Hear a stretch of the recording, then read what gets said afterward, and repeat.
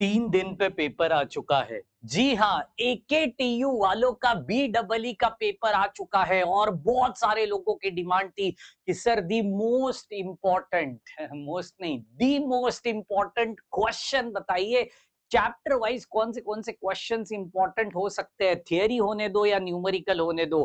फटाफट से क्वेश्चन को देखेंगे, लेकिन प्यार भरी मोहब्बत भरी यो के साथ इस चैनल को सब्सक्राइब हो जानी चाहिए, क्योंकि और भी चैप्टर्स के वीडियो इधर आने वाले हैं। उसके साथ साथ सेमेस्टर 2 की भी कई सारे सब्जेक्ट की पढ़ाई इधर ही होने वाली है। तो चलिए फटाफट से लाइक ठोक दो और चैनल को सब्सक्राइब कर देना और अपने दोस्तों के साथ इस वीडियो को जरूर शेयर करिए, क्योंकि 5 ही क्वेश्चन दूंगा एक चैप्टर से। कितने? सिर्फ 5 क्वेश्चन, जिसमें से 3 आपके पेपर में बनने ही बनने, ठोक के बनने ही बनने हैं।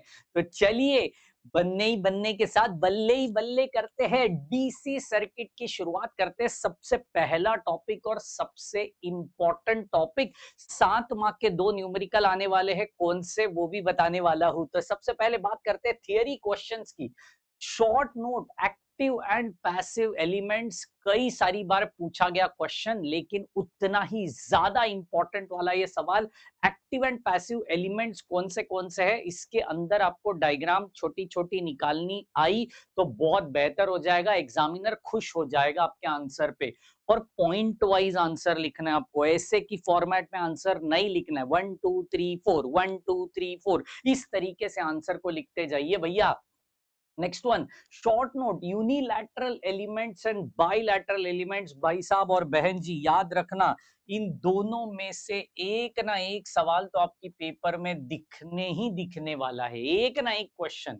उसके साथ साथ डिफरेंशिएट 2 प्रकार के हैं, जिसमें से एक डिफरेंशिएट आपको क्वेश्चन नंबर 1 के अंदर ही दिखाई पड़ेगा। कौन सा? सबसे पहले आता है आइडियल वोल्टेज सोर्स। इसके ऊपर independent ideal voltage source, independent ideal current source भी आ सकता है।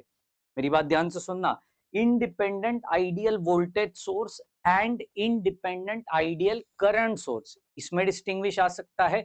या फिर differentiate between ideal voltage source and practical voltage source, बहुत ज्यादा इंपॉर्टेंट। वोल्टेज सोर्स के ऊपर सिर्फ डिस्टिंग्विश आ सकता है, एक आइडियल और दूसरा प्रैक्टिकल।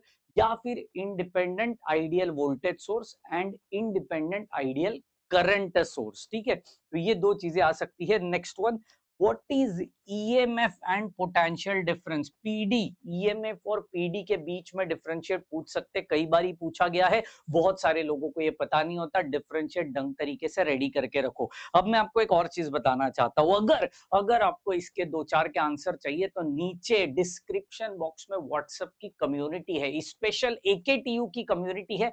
फटाफट जाइए उस कम्युनिटी को जुड़ जाइए, कम्युनिटी के साथ जुड़ जाइए, और वहां पे आपको इसकी पीडीएफ मिल रही होगी। और अगर वन शॉट सेशन चाहिए तो वो भी कमेंट करना, नीचे कमेंट करना कि हाँ सर, आगे आने वाले 1 से 2 दिन में हमें वन शॉट सेशन चाहिए, थेवेनियन हो, नोडल हो, नॉर्टन हो, या फिर अपना मेश एनालिसिस हो। फटाफट फटाफट आप वन शॉट ले लीजिए, मजा आ जाएगा।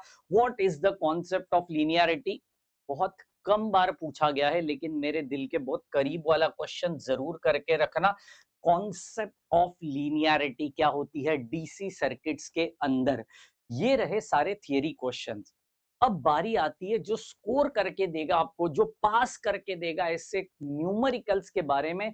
तो 4 प्रकार के न्यूमेरिकल्स बता रहा हूं। सबसे पहले नोडल एनालिसिस, ये कंपलसरी करके रखना है, मैंडेटरी है ये। मैंडेटरी माने कंपलसरी करना ही करना है भाई। इस ये इसके ऊपर नहीं, यही क्वेश्चन आने वाला है नोडल एनालिसिस के ऊपर।